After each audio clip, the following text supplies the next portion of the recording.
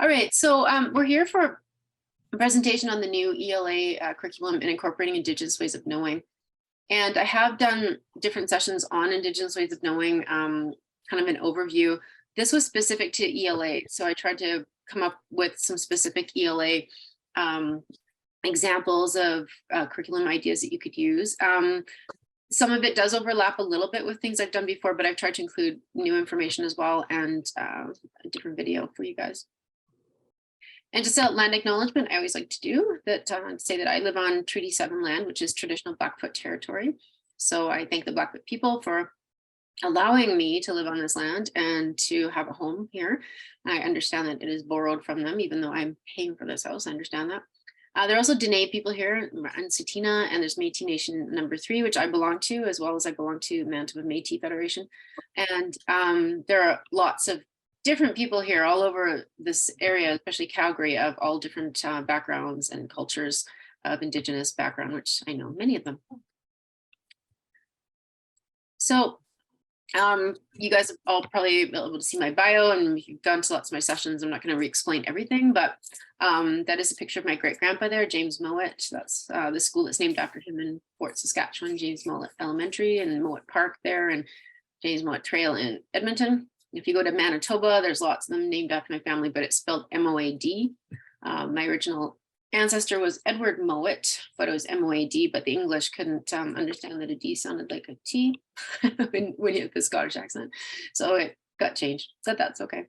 It actually, just so you know, if you meet anybody with the Mowat with 2 T's, 1 T with a D, there's many different ways to spell it, pretty much all related somehow through Orkney or the Highlands of Scotland. So there's another picture there is my grandpa's, the third little boy. He's the middle-sized one, Rosser. That was my grandpa when he was little. He's probably about 7 years old, 6 or 7 years old there. Anyways, not going to get into too much, but I am Manitoba Métis, so my family's one of the original settlers of the Red River settlement. My grandpa married a woman who was English and Swedish, so therefore I am very, very light-skinned, and I also have reddish hair. So I've often joked and said maybe I should get a tattoo of an infinity symbol on my forehead, but I don't think I'll go that far. So I know I am Métis. So before I do this presentation, I'd like to preface, or anytime I'm talking about curriculum, I like to preface it with just a few things. And if anybody's wondering, you will get a copy of this slideshow, the slides from Google Slides, and you'll also get a copy of the video sent to you through ELC. So don't worry about having to scramble and write things down. You will be able to get all the links and things like that after that is in here. But I'd like to explain, that there's Indigenous ways of knowing and the difference between that and Western knowledge, and then, some of the risks that can happen. So I'll show you guys. Oh, I don't know, I minimized. That was interesting. So I've got a fact sheet here for you guys, and this is actually something you can print off even, use at your school. It just explains about Indigenous knowledge, right? So Indigenous knowledge, I think probably the key to this is really thinking about, and we're going to look at the medicine wheel later, about balance and really more trusting instinct, which a lot of people call spiritual, and obviously traditions and ceremonies and things like that, right? So, but talking about our relationships, it's a very important, and about the interconnectedness of everything. Western knowledge is broken much more down into disciplines. So when you study, like math and linguistics are really emphasized in our Western culture, and logic and rationality and objectivity and measurement of observable phenomena. And there's nothing wrong with those things. We're looking at scientific method and things like that, but often it interferes with creativity in a lot of ways, I think, because you need to release some of that in order to be creative. So I think even in math classes, I remember when they changed the curriculum even when I was younger, and they're like, okay, well now, I was older too, so all of a sudden it's like, okay, we're going to use creativity to do math, and everybody just went, what on earth are you talking about? I've been memorizing facts and figures from the time I was really little. I think that the younger kids are better at that now, hopefully, but that's definitely more of an Indigenous perspective on learning and exploration, and using your intuition. And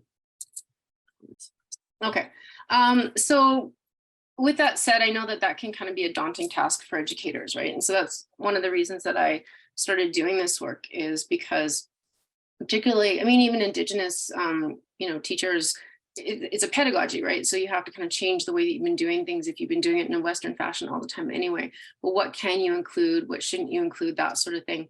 I'm going to start just with the little one on, and hopefully this does not mess things up again. Just a little video just talking about storytelling in an Indigenous fashion, because it addresses the difference in approaches. I don't know if I'll play the whole thing, but just a couple of seconds.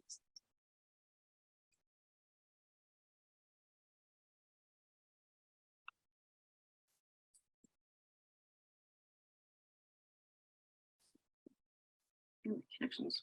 If teachers are interested and keen to use Indigenous stories, I think that that's great, and it can be a very, I think, beneficial form of pedagogy.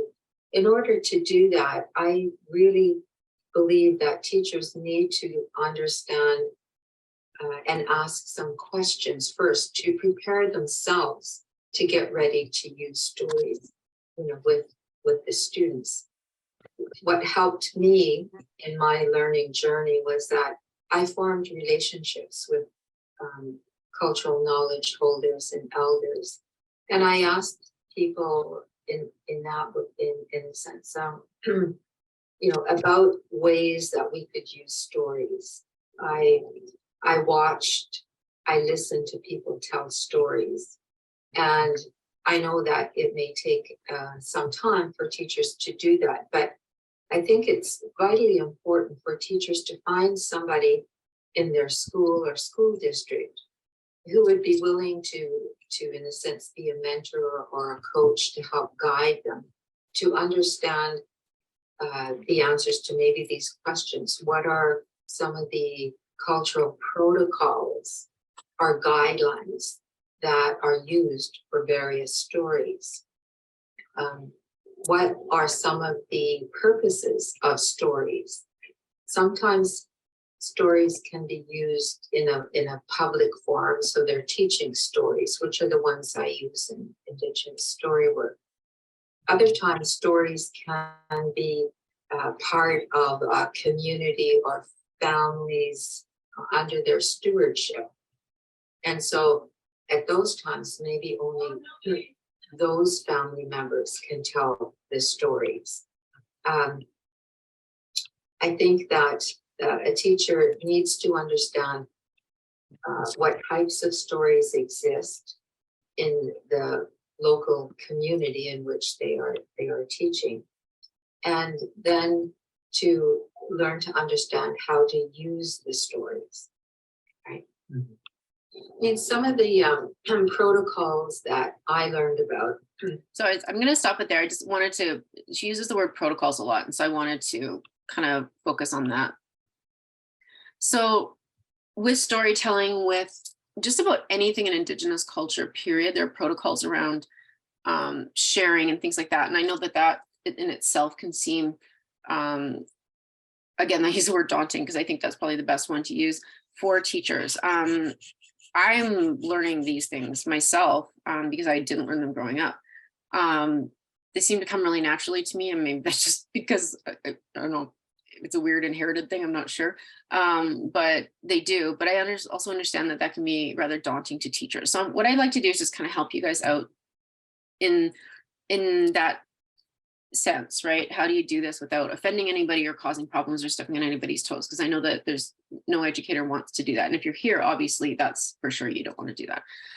So really it's important to remember what to avoid. For instance, cultural appropriation, which is obvious. I mean, the thing is where, in school, I remember I think we even did it, where you made a little headband kind of thing, put some feathers in it and stuff like that. Not cool.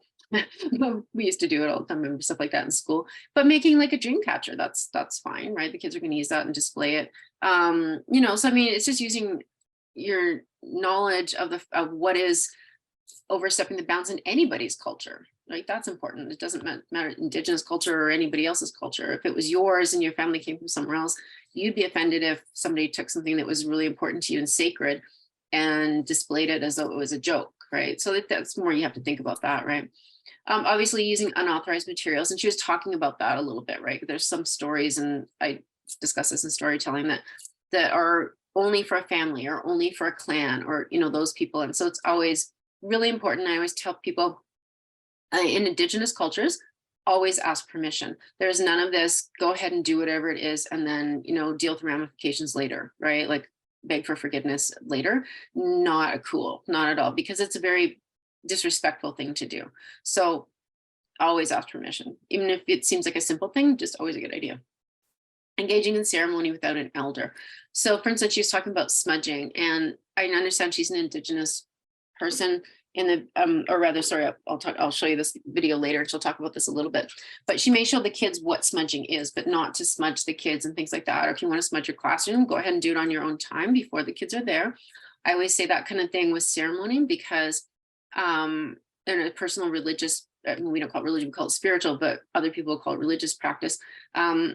That's the parents' purview anyways, right? That they have the right to be involved in that with their kids. And the other part of it is too, is that because it's something that is spiritual, we believe that you don't know what's going to happen if you do that with somebody else and you don't have the teachings in that, right? So that's really important. So that's another respect thing. I didn't include this in here as well, but avoiding words, and I talk about this later, about stories, calling them legends and myths, because some of these stories are thousands of years old. And, you know, I think that's just disrespectful, because if somebody was to take stories from the Bible or the Quran, things like that, and then say, oh, these are myths and things like that, and many people believe that, but there would be an uproar, and people would be completely offended, right? So I think you have to think of it in the same vein as that is all. Lots of stuff to include, like storytelling, the stuff that's authorized and published, and there's so much more now. It's really exciting. I mean, 10 years ago, there was nothing to be found really. A couple of places in Winnipeg that I could order some books from. Land-based learning, language, like vocabulary and phrases, lots of ways of knowing and being, and I'm going to show you some of those that you can include. So what I try to focus on is holistic practices, things that are kind of accepted across not only just Canada, but North America. A lot of our stuff actually comes from Anishinaabe practices that we have, but we also have like the sharing circle and storytelling. These are all in every Indigenous group everywhere. The medicine wheel, again, is not specific to a particular group in Canada or in the North America. And so there is kind of a generic one that I give people to use. 7 grandfather teachings, and again, that's the Anishinaabe one. And then land-based learning. There's lots of things you can do in activities with the kids. So how can you include Indigenous ways of knowing and being in your classroom? So this is the one I was referring to when she talks about smudging and stuff like that. But this just gives you an overview of lots of different ideas of things you could do, which you may already be doing outside of what I'm going to show you as well. So, and she also talks about some things that I'm going to do.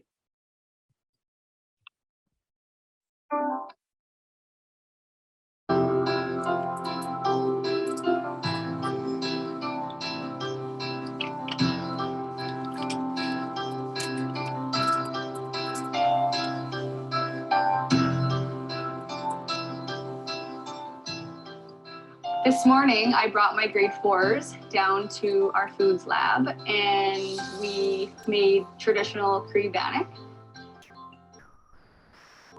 I started off with explaining to them some of the cultural items that I had brought from my cookum, my grandmother, and I kind of told them about what bannock was used for and traditionally where it came from and how it was made. And I wanted them to have a hands-on experience of what history was like and what the first peoples did. We started with a smudge, and I explained to them how to perform a smudge, and I went through all of the details of what everything meant from the traditional plants that were naturally picked and what the meaning of the smudge meant.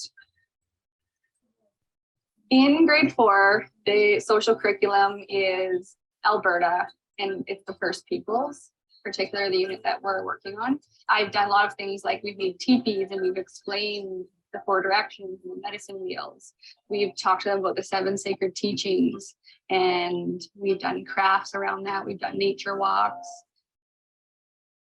We had our drummer and the 2 grass dancers come out to the school, and they danced for the kids, and they explained that the drum resembled a heartbeat. Traditionally, the grass dancers They would dance before a feast, and they were honoring spirits or honoring past loved ones. We found that when the children are hands-on and doing these projects, they're really appreciating not only the Indigenous cultures, but their own cultures. We've had a lot of one-on-one discussions with everybody saying you need to be proud of who you are, no matter what culture that you are from.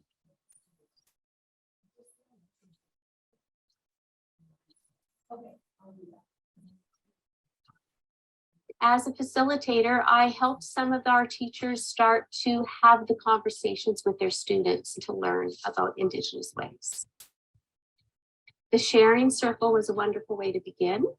It brought that shared understanding, that Indigenous way of being and that Western way of being, that we all belong, and they're all really important pieces to our community. The sharing circle was something that brings those children together, that makes them feel like that they belong, that their voices are heard, and that they are valued for who they are. As I shared the sharing circle and where it came from and why it was important and what it could teach us, the children responded immediately to it. There was immediate respect from them. They're still only 5 and 6 years old, and they think from that mindset of me, but they've learned to be patient with each other and to wait for their turn and listen to others. We have expanded now to not just having a visitor within the classroom, but the teacher taking that teaching and extending it on as well. If we were truly going to get to reconciliation to that place and that space, then we do need to come together.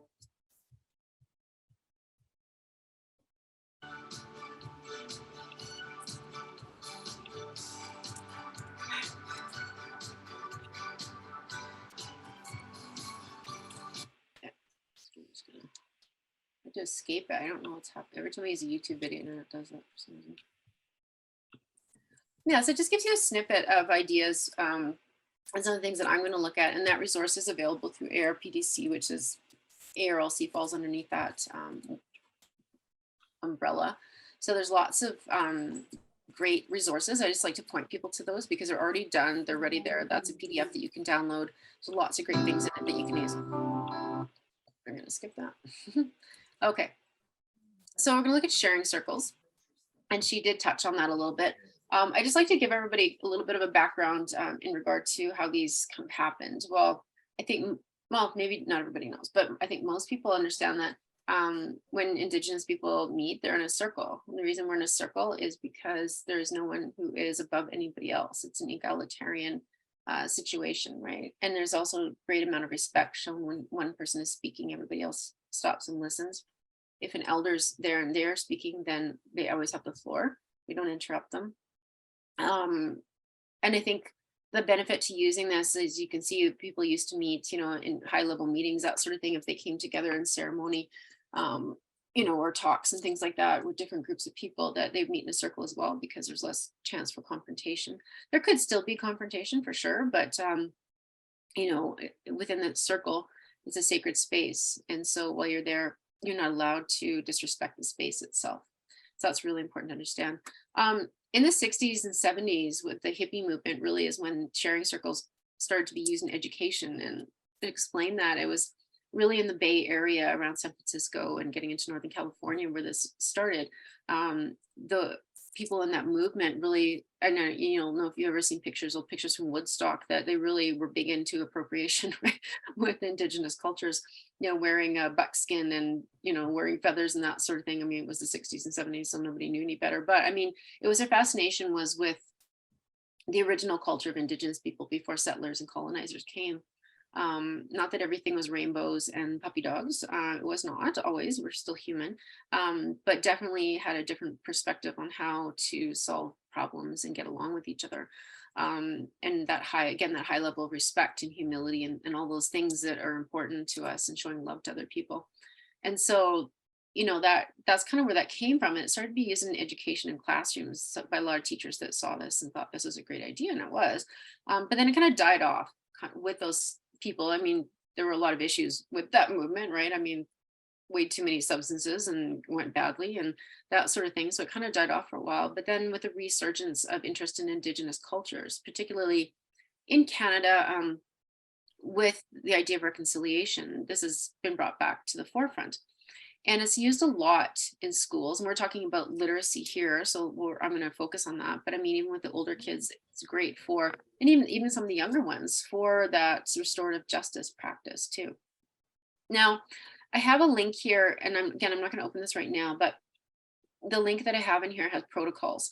So if you're, again, worried about how do I go about a proper sharing circle and how do I do this, it gives you the ideas and the information about how you go about doing a talking circle or a sharing circle, and the protocols behind it, right? So basically you can pick any object. Usually it's a feather or a talking stick or a stick with a feather attached to it. A friend of mine she had all decorated and all kinds of stuff on it. You know, it could be a wampum belt if you're in the East. It could be, we wouldn't have anybody else use a peace pipe or you know, for a pipe ceremony, because that's a sacred object. But I mean, you might have something else you pass around, or a sacred share, whatever it might be. And then usually, and it depends. I mean, some people, where I've been, we go clockwise, but other people go the course of the moon, which is the opposite. Yeah, it's a sharing circle. So I wanted to include, and I use this lesson plan for so many things. To show teachers, because I think it's great. You can modify it for whatever it is that you want to do. So this is just how to introduce a sharing circle first in terms of FNMI culture and how to set up a sharing circle. So I give you that. But after that's done, you can use this format for any lesson pretty much, right? Because you've got introducing the information, you've got a presentation, right? Like for instance here, they're just giving an example of a question, but you could take this question and use it for any language arts thing that you wanted to do. And then the conclusion about how to do it. And then you've got some, you know, some cute things here that you can use for the younger ones, that they can share that information if you want them to do a reflection. And then I know this is we're going up to grade 6 here, but this is grades 4 to 12. So again, you can modify this in any way. So this is why I think it's awesome. Again, if grades 4 to 6, you could use this as well. And you obviously are going to a higher level of thinking here and getting into the expected behaviors in the circle. And then what else can you do? And you'll notice they also included some topics as well. So you could practice, get it going, and then again, you can use it for language arts. And I like to touch on that too, because I look at inquiry-based learning. And I do have a little bit on inquiry-based learning here, but I think that once you set this up and you have the kids are feeling comfortable, it's a great way to set up inquiry-based learning in your classroom for all subjects. Because if I feel respected and I feel safe, I'm more likely to share. I do have a separate video that when I do a separate thing on the sharing circle, or the big overview that I've done, which takes almost 2 hours to do the whole thing. I have this great video that shows the kids and the kind of the progression the teacher talks about in terms of them feeling comfortable sharing. Yeah, no problem. Yeah, I would say I always try to make sure that I'm giving you guys practical things. I know when I go to sessions that I just responding to the chat that I want to have practical things I can take away that I can go back to my classroom the next day or the next week and get going with. So this came out of the curriculum itself, right? So this is this one section on you know, children explore listening and speaking skills and a variety of literacy experiences. Why did that? I didn't even touch it. Students develop listening and speaking skills through sharing service of information. Students examine and adjust listening and speaking to communicate effectively. On and obviously you guys can read.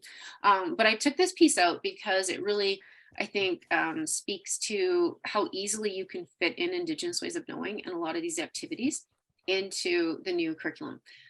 When I first looked at the new curriculum, I thought, wow, it's so open. It's almost too much.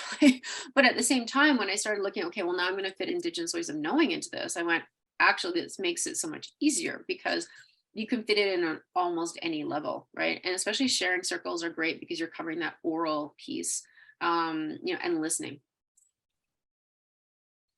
So this is the inquiry base I was talking about. And open-ended questions. I think it's really important to remember Indigenous culture that generally we kind of receive, I kind of joke around sometimes elders maybe kind of sound like Yoda, or maybe Yoda sounds like the elders. But sometimes the answers we get, you know, are kind of like that, or Mr. Miyagi kind of answers, right? Because we're not supposed to get a definitive answer all the time. We're supposed to think about it and we're supposed to make our own decisions. Our journey is our own, and those decisions that we make are our own. We make those choices. And so we want our kids to know that as well. I think intuitively as a teacher, that's how I taught in my classroom, frustrating some of the kids to no end, I'm sure, because they wanted, just give me the answer. Well, no, I can't just give you the answer. You need to think of this on your own, because I'm not you, and I already know how to do this, and I already finished it in school, and I need you to think for yourself. And that can be tough for some kids, especially, depending on their background and their family, that sort of thing. They may be told exactly what to do and say in some cases. But I think in that case, school is a great place to set them up for being able to think on their own, which is great. I'm not going to show you the first one because I've shown that a few times in different sessions, and it's for younger kids too. So if you want to look at that link later, but I want to share this one. Again, a PDF, and it's about literature circles. So the older kids can do this, right? 4 to 6. So looking at just any kind of literature circle, the kids can be together. And I also like to say to people, once the kids understand a sharing circle in the larger classroom, you can take that same idea and break them into smaller groups, 3 or 4 or even 5 or 6 kids. And then you can monitor as you go around the room as they work in their circles that they are using the same protocols for the sharing circle with each other as they share. And I think that's really important, because in that way, everybody gets to be involved. Everybody has a voice, everybody's respected, and nobody's afraid that what they say or do in the circle is going to be joked about later or talked about, because what's in the circle stays in the circle. It doesn't matter if it's a literature circle. All right, so some ideas there for you. Just what they can, even if you're choosing books or if you've got books for them you want them to use, but just making sure that they really have a solid understanding of the books that they're going to be using. And I know right there they have a link. Nancy Keene, I think that was who wrote the Nancy. No, not Nancy. The name sounds familiar though. Anyway, so just going through with the kids, and I just love this lesson plan because I think it's very detailed and gives you a lot of information on literature circles. But anyways, I'm not going to spend too much time. Like I said, you guys will have the links and you can read all that stuff, but I just like to put that in there. And again, for the inquiry-based learning, if you look at the Madly learning one, it's really nice because she shows you exactly, when you sit up in the circle, how you can get them to brainstorm. And then, you work together on a you can use a whiteboard, or you've got an easel and you're writing down everything, and the kids share. Again, the voices are all heard. They explore. You can even bring in artifacts like she had in that video there. And then they go and they learn, they research, they come back to the circle, and then you can just do conclusions and all that kind of stuff. So there's lots of step-by-step in there as well. I just know that I've used it before, so I didn't really want to do that. So storytelling and Indigenous ways of knowing, and I did have Dr. Archibald at the beginning just to kind of touch on that. But it is really important to understand that storytelling is integral to Indigenous languages and cultures, right? Because we didn't have anything written down. There was no written language, period, until the settlers arrived. For instance, I'm learning Cree right now. We have a star chart, but none of that was written down at all. So you had to learn everything through stories and to remember them.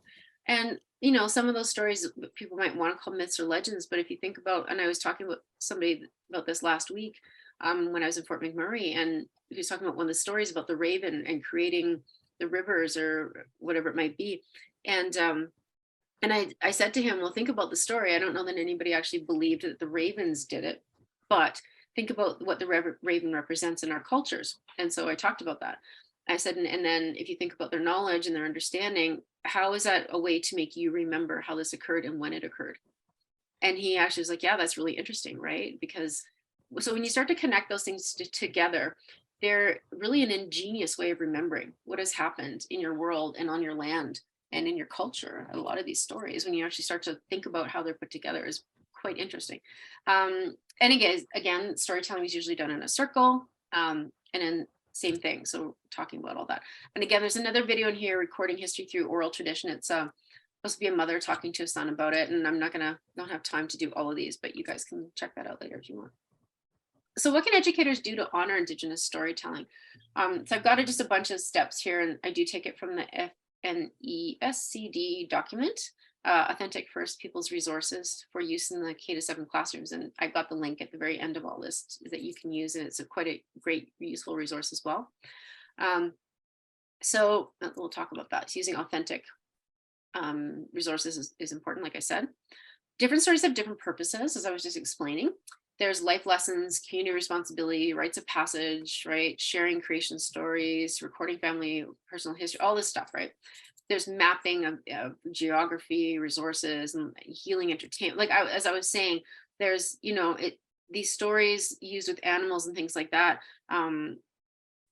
And truly, we do believe that sometimes our ancestors reside in those animals. Sometimes the spirit guides reside in those animals. So again, not to disrespect those stories when you're telling them, but letting the kids know, like, there's different purposes for these stories for us to remember as people.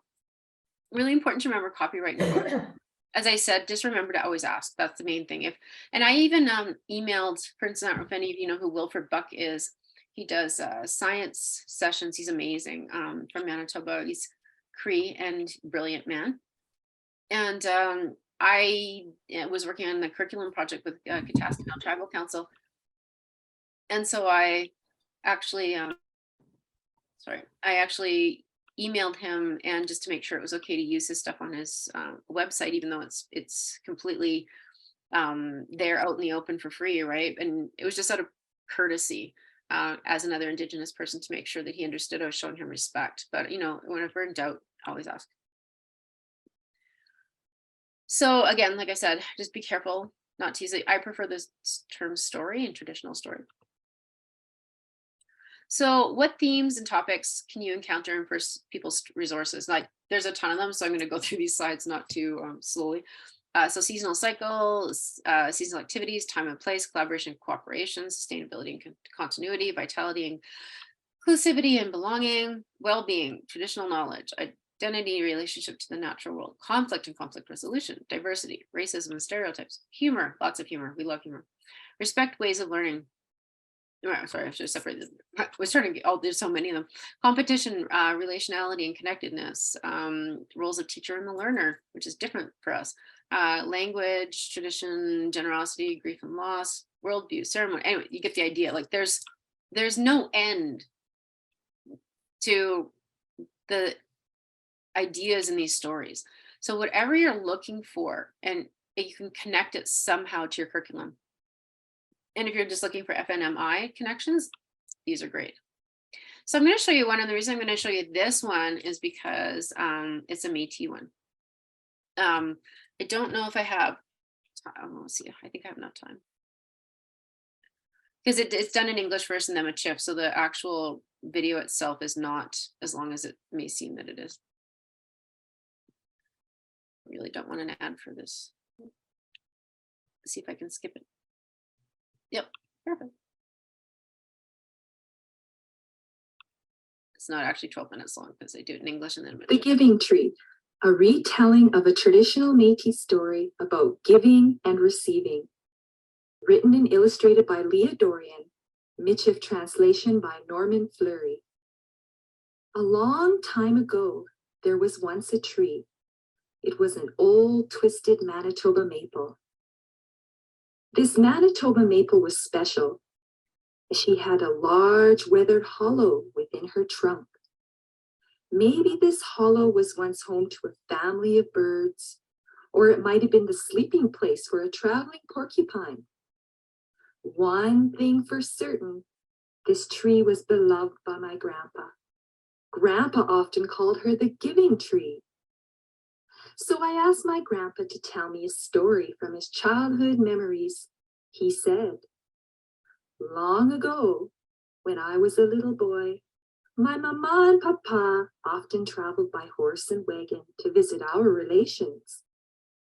My favorite part of our trip was the pipe break at the Giving Tree.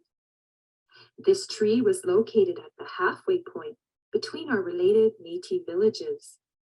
It was the Métis way to stop for tea and bannock at the Giving Tree. As small kids, we got very excited at the sight of the tree as she appeared around the bend in the trail. It was our tradition to sprinkle an offering of tobacco at the base of her trunk every time we visited the tree. It was fun to unload our wagon for a friendly family picnic under her protective canopy. We loved to make a small fire, to boil our tea, cook our bannock, gather around to tell stories, and to chew on our dry meat. The most magical memory that I have was the time when my mama forgot to pack our sugar into the grub box.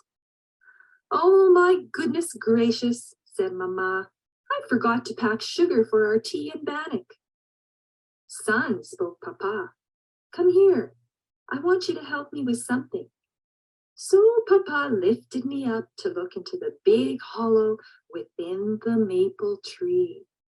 To my surprise, in the bottom of the hollow, there was sugar, tea, bundles of tobacco, letters, flour, and even a pair of moccasins. There was so much stuff hidden deep inside her hollow. I was awestruck as I pulled out a little canister of sugar. As Papa lowered me down, I said, "Papa, what's all that stuff doing in there?" My Papa explained to me that this giving tree is a sacred place for us Métis people. He told me that for generations, the tree hollow was used by Métis travelers as a cache, so that it could help our people out in times of need. My Papa said that it was the Métis way to use the tree cache as a message center and as an emergency supply stash.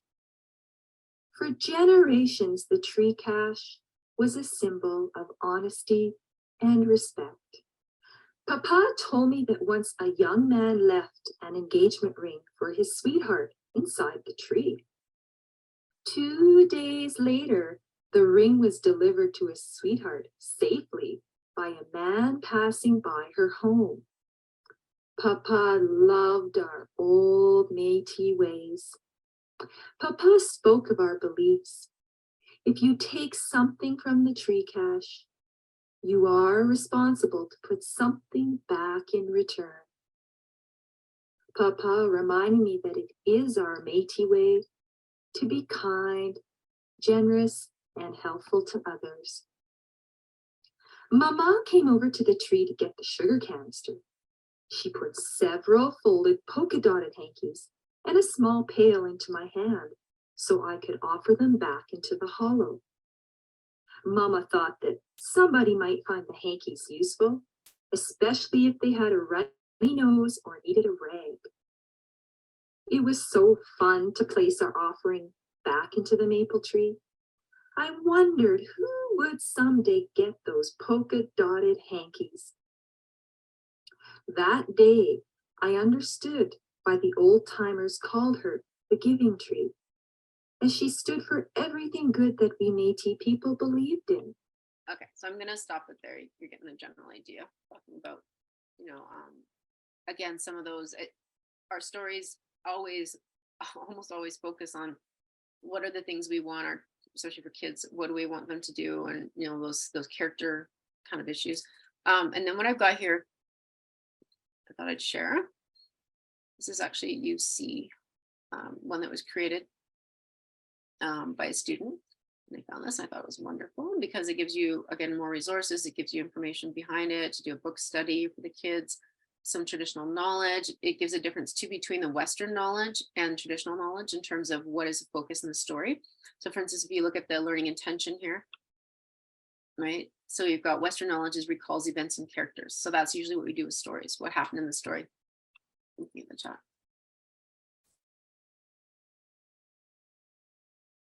Oh, for sure. Yeah, I was looking at the chat. Yeah, I think that would be awesome to do a project with a giving tree. I've actually said that before. I think it would be a great thing to do during the year if you wanted to do a charity event or something like that, or even just help out in your neighborhood.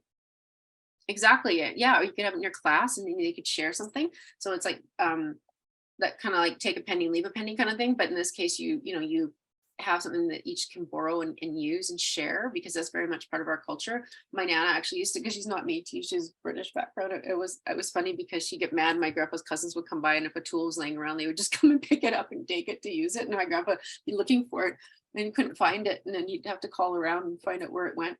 And my Nana would get so mad, like, your people just come and take things whenever, right? But he could do the same thing. He'd go to their house and do the same thing. But they realized she didn't like that too much. And leave something else, right? Because that's how we would know who took it sometimes too, when they left something. It's actually called The Giving Tree. I know there's another book by, it was a old book that was written by, but it's by Leah Dorian. And she's actually an Métis artist as well. She did all the artwork in the book. She's amazing. I've got masks that I bought during COVID with her artwork on it that I love. Yeah, and so it's talking about traditional knowledge. So only taking what you need, offering and sharing, the spirit of the people and the tree, equality of men and women, which is really important in Métis culture.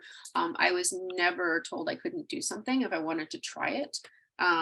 Obviously we learn our own limitations in terms of what we can and can't do in our size and etc. But I was never told it as a girl that I couldn't do something.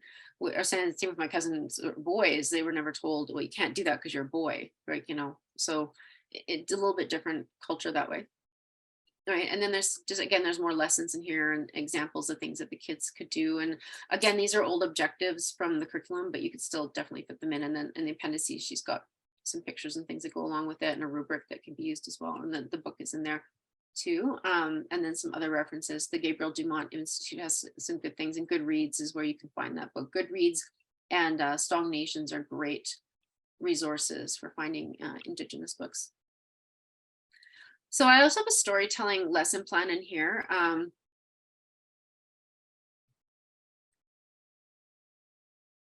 It's not the sharing circle one's a little bit different, but this introduces Indigenous storytelling. Again, I've used this quite a few times, but it's one that you can take and you can modify it, manipulate it however you want. This one uses a KWL, but you could take it and constantly evolve it and change it, I think, personally, when I looked at it, just as a format. And again, I put the objectives in here from the new curriculum in terms of what does this cover, right, for storytelling. And then I look at the medicine wheel. So the medicine wheel, again, the one that I have in the corner here up in the right-hand corner, that's a very generic one. And I did put a link to where it comes from. And so there isn't one medicine wheel, and sometimes the colors are in different spots, sometimes different animals, sometimes different things on it. But just letting you know that that's in there for literacy. I think that it's a really great tool. And I'm going to show you there's the 7 lessons of the medicine wheel.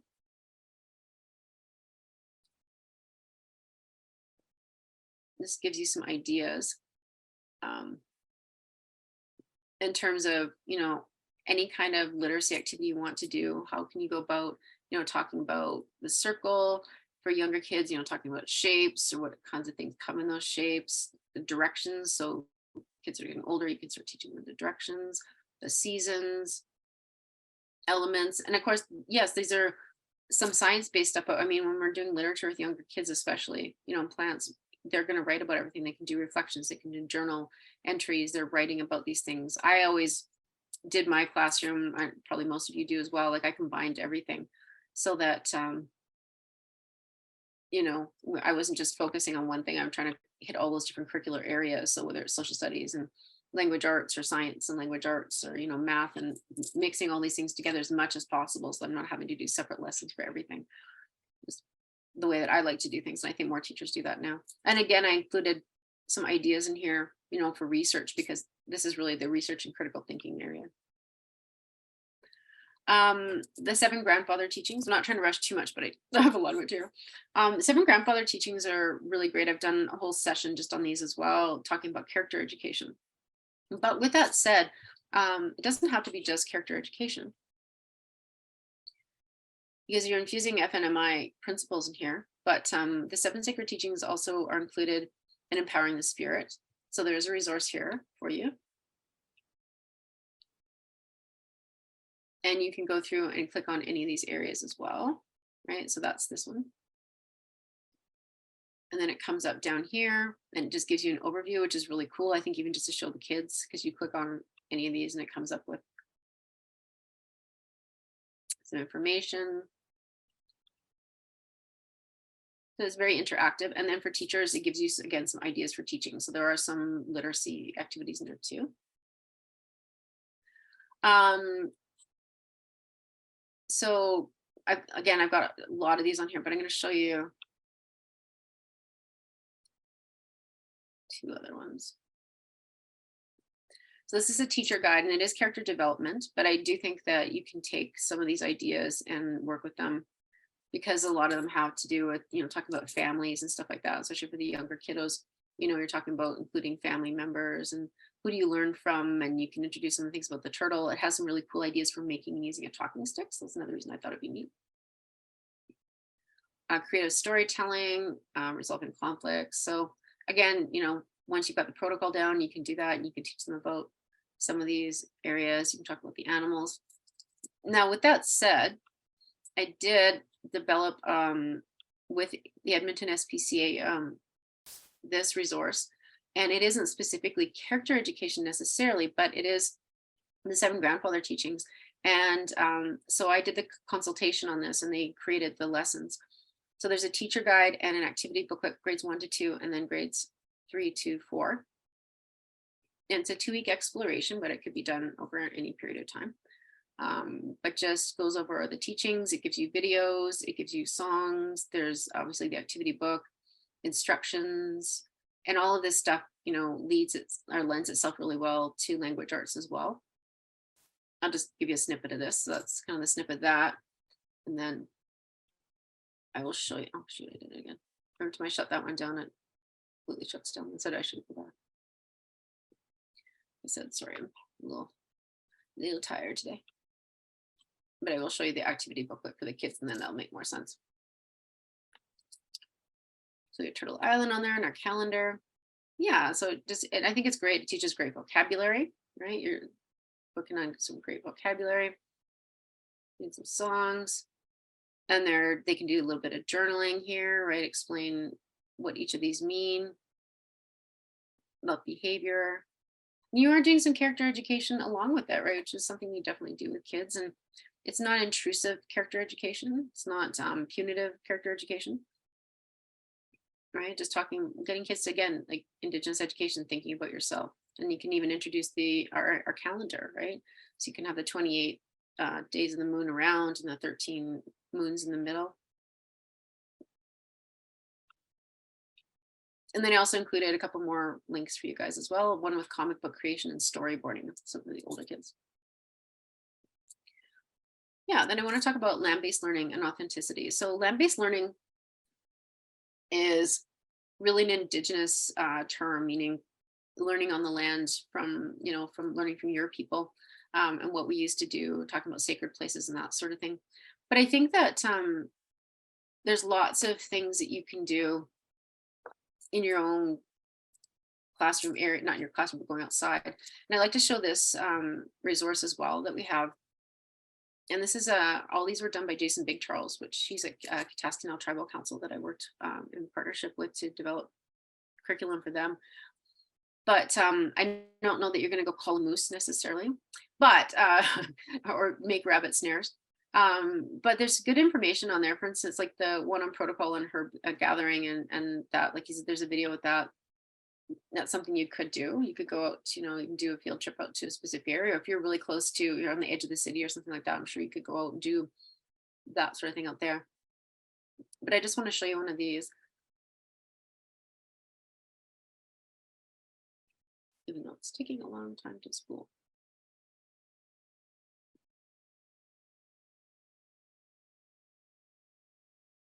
It's just such a great resource. I want to show you guys. Right, so it gives you some vocabulary in Cree, which is really cool. Although you may want to, if you're in the South, I know I'm in the South, but I think most of the teachers that come into ELC are generally in the North, so that works for you guys.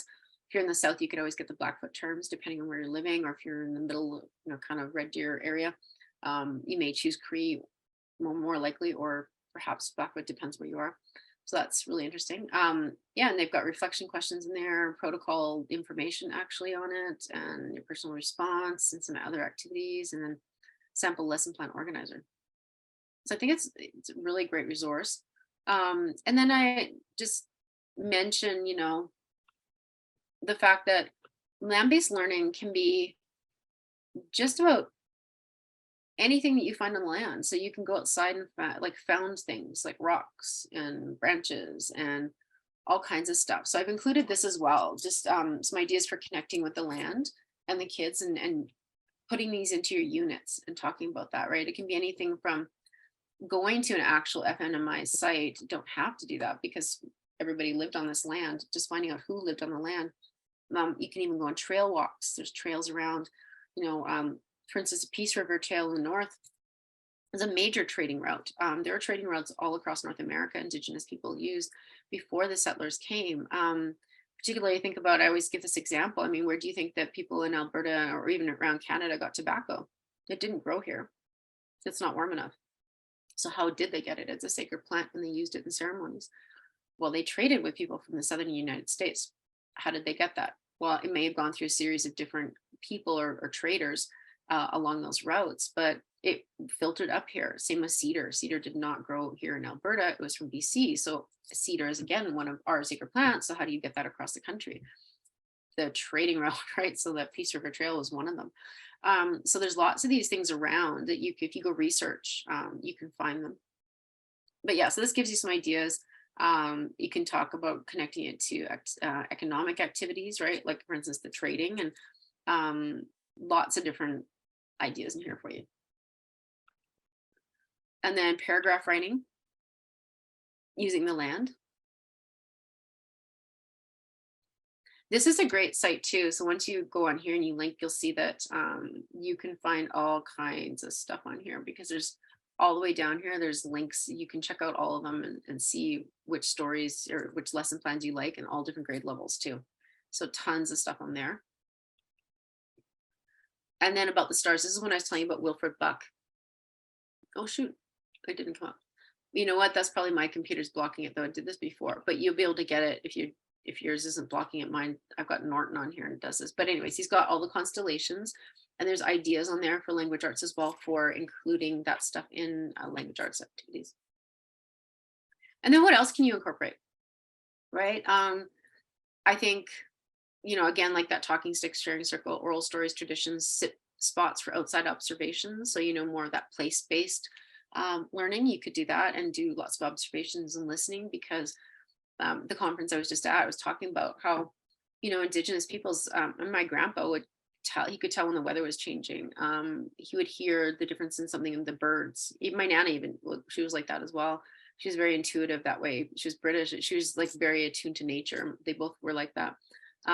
Just that listening that people used to do, and to hear the changes in nature and what was going on around you, or observing the plants or the changes, or, well, that bird isn't usually here at this time of year, or that particular insect should not be out at this time, like what's going on.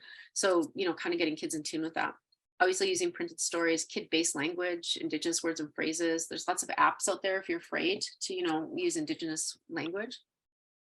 Again, this is what it's leading into, right?